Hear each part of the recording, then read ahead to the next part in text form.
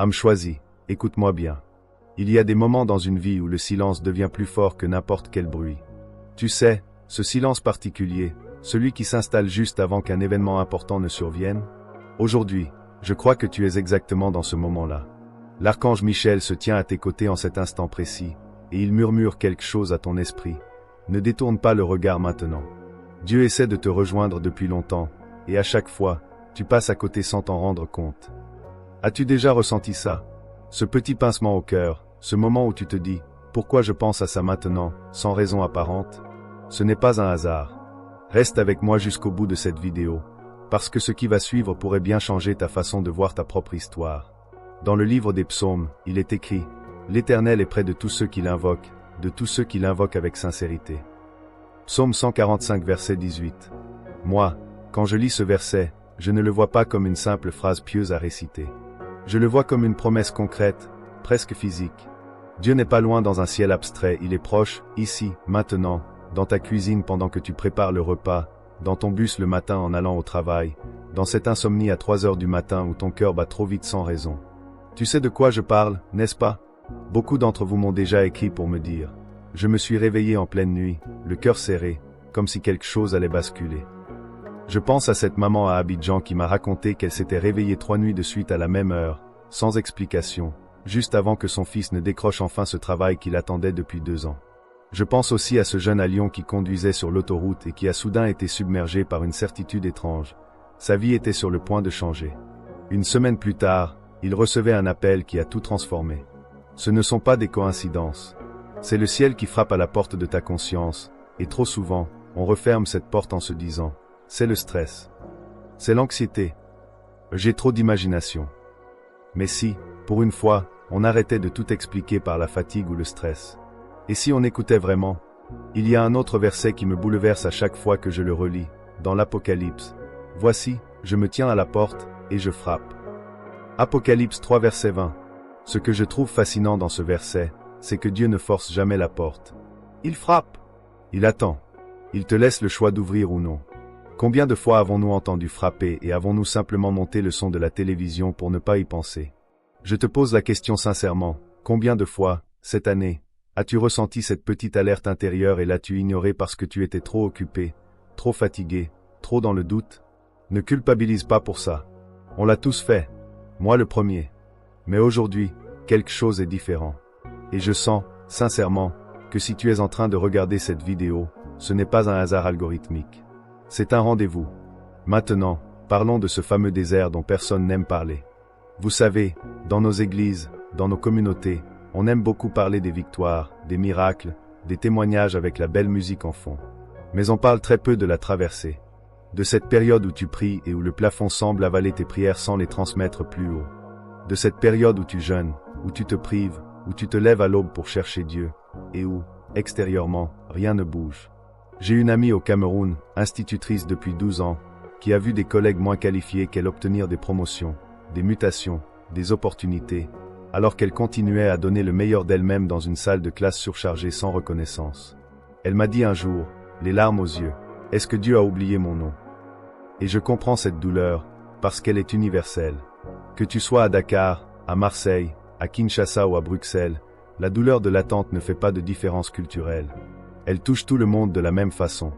Il y a un passage dans le livre d'Ésaïe qui, pour moi, résume toute cette saison du désert. Ceux qui se confient en l'Éternel renouvellent leurs forces. Ils prennent le vol comme les aigles. Ésaïe 40 verset 31. Ce que je retiens de ce verset, ce n'est pas seulement la promesse de la force retrouvée. C'est l'image de l'aigle. Parce que l'aigle, contrairement aux autres oiseaux, ne fuit pas la tempête. Il utilise les vents violents pour s'élever plus haut. Et je crois que c'est exactement ce que Dieu fait avec nos périodes difficiles. Il ne les efface pas, il s'en sert pour nous élever. Pose-toi cette question honnêtement. Et si ce travail que tu n'as pas obtenu t'avait épargné 6 mois d'épuisement dans un environnement toxique? Et si cette relation qui s'est terminée t'avait évité d'éteindre ta propre lumière pendant des années? Et si ce projet qui est tombé à l'eau t'avait, en réalité, protégé d'un mauvais alignement, d'un mauvais moment? Je ne dis pas ça pour minimiser ta douleur. Ta douleur est réelle, et elle mérite d'être reconnue, pas balayée d'un revers de main spirituel. Mais je crois profondément qu'il y a une différence entre un délai et un abandon. Voici donc la première pensée que je veux te laisser aujourd'hui. Comme une graine, le silence de Dieu n'est jamais son absence. C'est souvent sa façon de préparer, en coulisses, quelque chose que tu ne pourrais pas encore porter aujourd'hui. Et si tu sens que ce message te parle, que ce mot résonne en toi d'une façon que tu ne peux pas vraiment expliquer, alors dis-le simplement dans les commentaires avec un seul mot, notre mot de ralliement à nous, ici, dans cette communauté, debout. Parce que c'est exactement ce que nous sommes en train de faire ensemble, nous relever, un jour à la fois, une vérité à la fois. Et souviens-toi toujours de notre phrase, celle qui nous unit. Éveil des élus, là où le silence de Dieu devient une préparation, pas un abandon. Reste avec moi. Dans la suite, je vais te parler de ce moment précis où tout commence à basculer, et pourquoi ce que tu as vécu de plus douloureux était peut-être la dernière étape avant ton tournant. Reprenons là où nous nous étions arrêtés. Je te disais que les saisons de solitude t'ont appris quelque chose de précieux, même si sur le moment, tu ne le voyais pas comme ça. Cette solitude t'a appris que tu n'es jamais vraiment seul. Ces nuits où tu as voulu tout abandonner, où tu t'es dit, à quoi bon continuer, elles ont révélé en toi une force que tu ne soupçonnais même pas posséder. Et aujourd'hui, je veux te dire quelque chose de très clair, sans détour, ta saison de désert se termine. Pas dans 5 ans, pas l'année prochaine, pas le mois prochain. Maintenant, ici, dans cette écoute que tu es en train de vivre. Il y a un verset dans le livre de Josué qui me donne littéralement des frissons à chaque fois. Aujourd'hui, j'ai roulé de dessus vous l'opprobre de l'Égypte. Josué 5 verset 9. Ce que je trouve puissant dans ce texte, c'est le mot « aujourd'hui ». Pas « un jour », pas « bientôt ». Aujourd'hui. Dieu ne parle jamais dans le vague. Quand il agit dans l'instant présent, dans le concret de ta vie, pas dans un futur flou et indéfini qu'on se contente d'espérer sans y croire vraiment. Je veux te partager quelque chose de personnel ici. Je pense souvent à ces personnes qui, après des années de galère, reçoivent enfin ce qu'elles attendaient, mais d'une manière tellement inattendue qu'elles n'osent même pas y croire au début. Je pense à ce commerçant à Douala qui, après 3 années de faillite, a reçu un simple appel d'un ancien client qui lui a proposé un partenariat qu'il n'avait jamais imaginé. Je pense aussi à cette étudiante à Paris qui a envoyé une candidature sans grand espoir, presque par automatisme, et qui a reçu une réponse en quelques heures alors qu'elle attendait depuis 8 mois pour d'autres offres. Ce ne sont pas des exceptions. C'est un schéma. Et je crois que ce schéma a un nom, la faveur soudaine.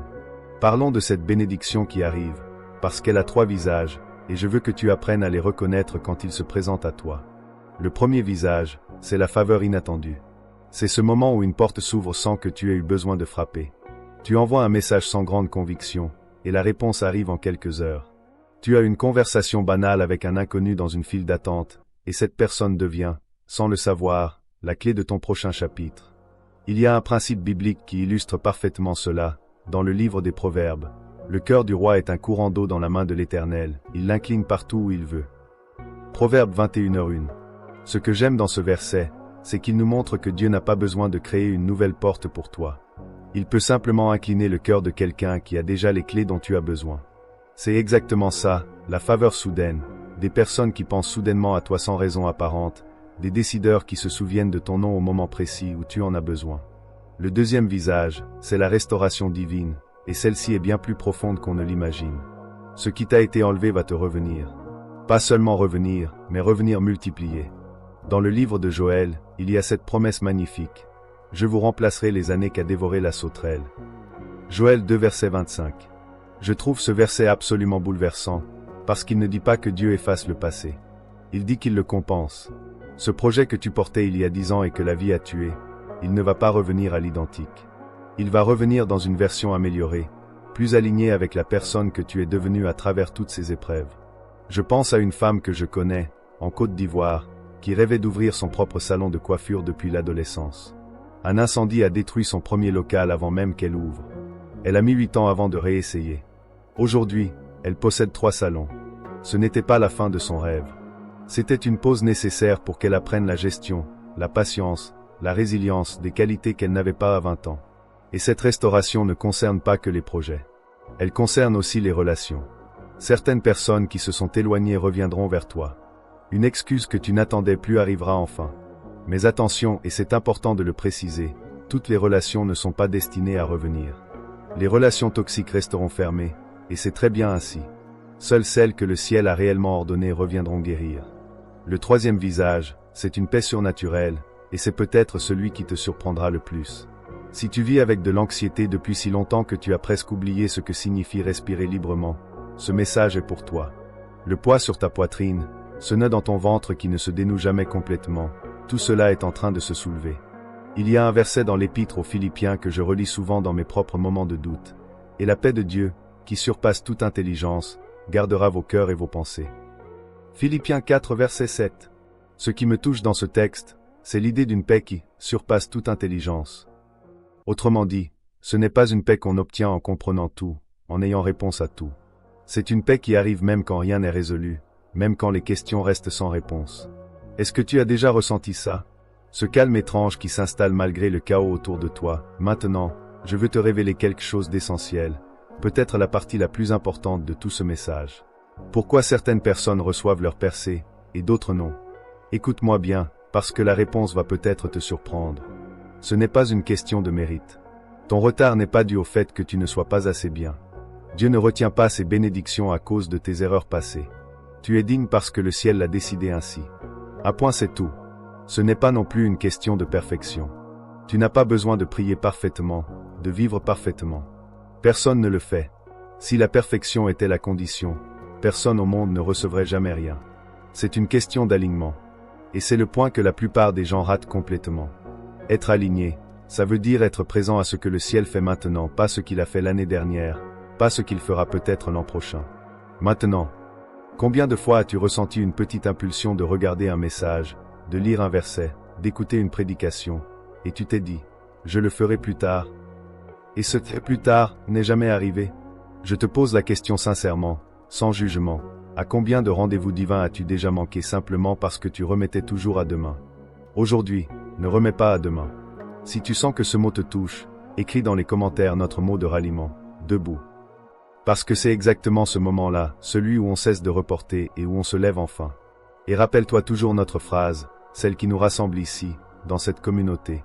Éveil des élus, là où le silence de Dieu devient une préparation, pas un abandon. Reste avec moi pour la dernière partie, parce que ce qui vient ensuite pourrait bien être la clé qui te manquait depuis le début. Et prenons notre souffle un instant, parce que ce qui vient maintenant est peut-être le cœur de tout ce message. Je te disais que chaque fois qu'on ignore un mot qui nous était destiné, on ne se punit pas soi-même par malchance, on retarde simplement une rencontre. Et je crois sincèrement que le timing divin fonctionne comme un rendez-vous. Si tu n'es pas là quand la porte s'ouvre, elle finit par se refermer, non pas par cruauté, mais parce que le moment était précis, unique, et qu'il continue d'avancer même sans toi. Mais aujourd'hui, quelque chose est différent. Tu es encore là. Tu as tenu jusqu'ici. Et ça, ce n'est jamais un hasard.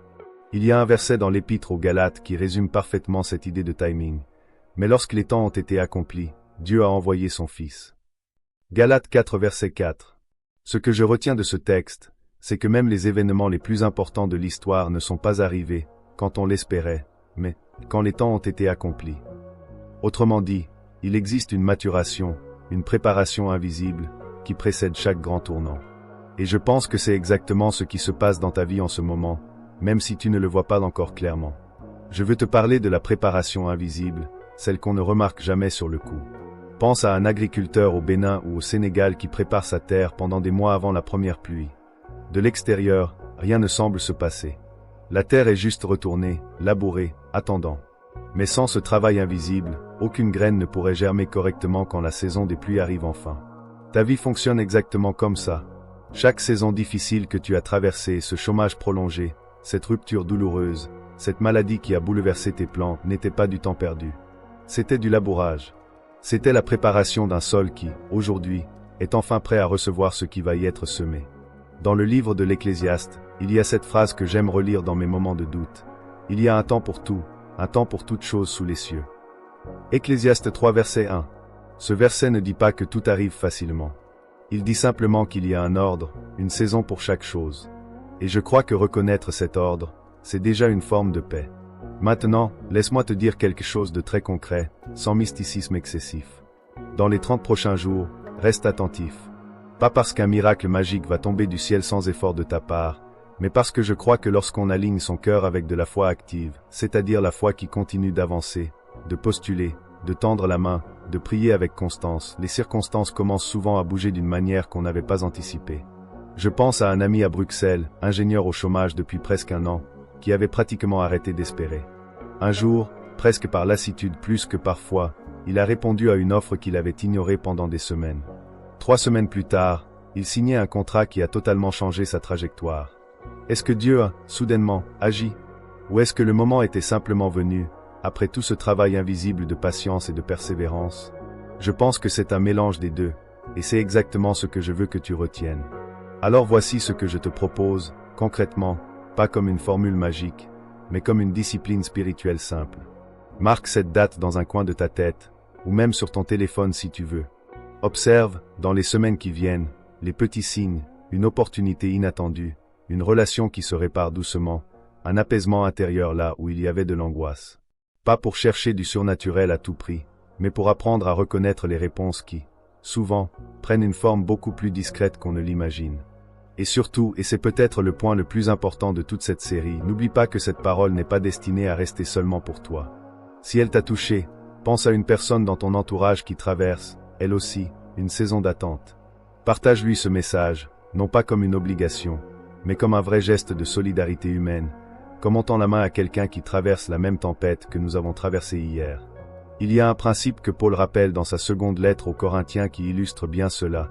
Il nous console dans toutes nos afflictions, afin que, par la consolation dont nous sommes consolés nous-mêmes, nous puissions consoler ceux qui se trouvent dans quelque affliction. 2 Corinthiens 1 verset 4. Ce que j'aime dans ce texte, c'est cette idée de circulation. On ne reçoit jamais une consolation, une force ou une réponse uniquement pour la garder pour soi. Elle est faite pour circuler, pour se transmettre. Alors, pour terminer cette série, je veux te dire une dernière chose, sincèrement, sans grands effets. Tu es arrivé jusqu'ici, jusqu'à la fin de ces 3 parties, et ce n'est pas rien. Ça montre une chose simple, ton cœur cherche encore, ton esprit reste ouvert, malgré les déceptions, malgré les délais, malgré les doutes. Et cette ouverture-là, à mes yeux, c'est déjà une forme de courage. Le prochain chapitre de ta vie ne ressemblera peut-être pas à ce que tu avais imaginé au départ. Il sera probablement différent, mais je crois qu'il sera aligné avec la personne que tu es réellement devenue à travers toutes ces épreuves. Si ce message t'a parlé, écris notre mot de ralliement dans les commentaires, debout.